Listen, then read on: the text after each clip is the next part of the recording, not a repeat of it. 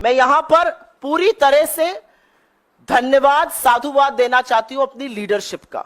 हमारे अध्यक्ष राहुल जी, प्रियंका जी, सब लोग, जयराम जी, हम लोग मुद्दों पर डटे रहे। हम बिल्कुल भी डिस्ट्रैक्ट नहीं हुए। हमारा मुद्दा महंगाई था, बेरोजगारी था, आर्थिक असमानता था, महिला सुरक्षा था, बदहाल किसान था, मजदूर जो मजबूर है वो था, और हमारा इशू था हाशिए पर जो लोग हैं वो मुख्य धारा में आए। क्योंकि हमने वो बात करी, लोगों ने हमारी बात सुनी। असलियत यह है कि मोदी जी मंगलसूत्र और मुजरे की बात कर रहे थे, राहुल गांधी अग्निवीर और किसान की बात कर रहे थे। मोदी जी अपने परमात्मा होने का प्रूफ दे रहे थे दुनिया को। राहुल जी पूछ रहे थे कि पोर्श से अगर एक लड़के से एक्सीडेंट हो जाता है, उसको 300 शब्दों का निबंध लिख के छोड़ दिया जाता है। कोई ड्राइवर से होता है तो उसको 10 साल के लिए जेल में क्यों डाल दिया जाता है। तो लोगों को समझ में आ रहा था कि कौन मुद्दे की बात कर रहा है, कौन लेखा जोखा दे रहा है, किसके पास भविष्य का एक खाका, भविष्य की एक रणनीति है। और उसी के चलते ये कैंपेन सक्सेसफुल थी। तमाम जगहों से सराहना आई, लेकिन सबसे ज्यादा सराहना जब आप फील्ड पर जाते हैं, जब लोग आपसे मिलते हैं और लोग आपका कंटेंट आपको कोट करते हैं, वो सबसे बड़ी सराहना होती है। मेरा अपना मानना है कि पूरी टीम ने मिलकर काम किया। Social media department, media department, हमारा वॉर रूम, राहुल जी की जो कम्युनिकेशन टीम है, हम सब ने मिलकर काम किया और एक अच्छा नैरेटिव तय किया। और असलियत यह है कि 2024 के चुनाव का नैरेटिव कांग्रेस पार्टी ने, कांग्रेस की लीडरशिप ने तय किया और मजबूर किया मोदी जी को। और उसी से घबराकर, उसी से बौखलाकर वो उल जलूल बात करने लगे। लेकिन ये देश जो बेरोजगारी से, महंगाई से, आर्थिक असमानता से जूझ रहा है, ये बिल्कुल मूड में नहीं था आपकी बात सुनने के लिए। इसके पास आपके जुमलों के लिए वक्त नहीं है। इस देश ने बड़े तरीके से वोट डालकर अपना मत दे दिया है।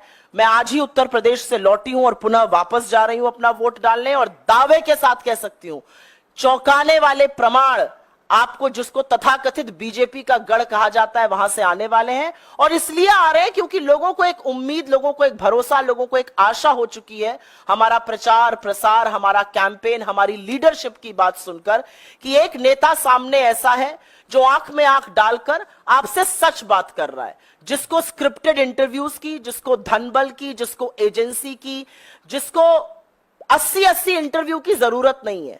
वो सीधे आपसे बात कर रहा है। उसने एक भी इंटरव्यू नहीं किया, 80 इंटरव्यू साहब ने किए, एक भी नैरेटिव नहीं बना पाए। नैरेटिव बनाना तो दूर, अपनी मिट्टी पलीद खूब की, अपने आप को अजीबोगरीब बातें कहकर, गरीब हो जाए सब क्या कहकर, परमात्मा का स्वरूप बनाकर, मुजरे की बात करके, लोगों के सवालों को कचड़ा कहकर।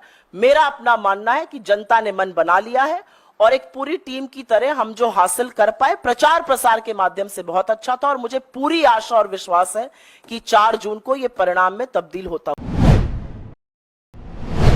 नमस्कार। कैंपेन खत्म हुआ।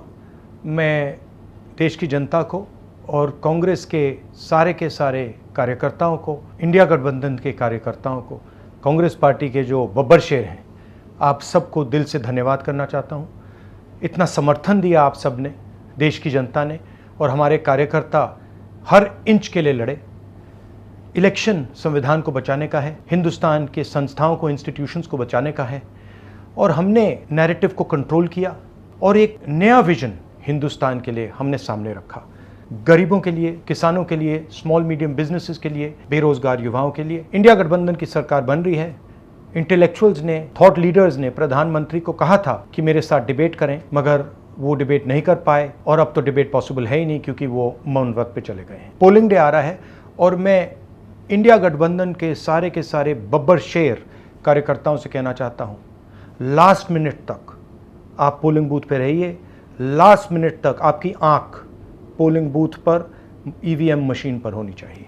बहुत बहुत धन्यवाद। जय हिंद। प्रधानमंत्री नरेंद्र मोदी को इस चुनाव में कांग्रेस पार्टी और इंडिया गठबंधन से करारी हार मिल रही।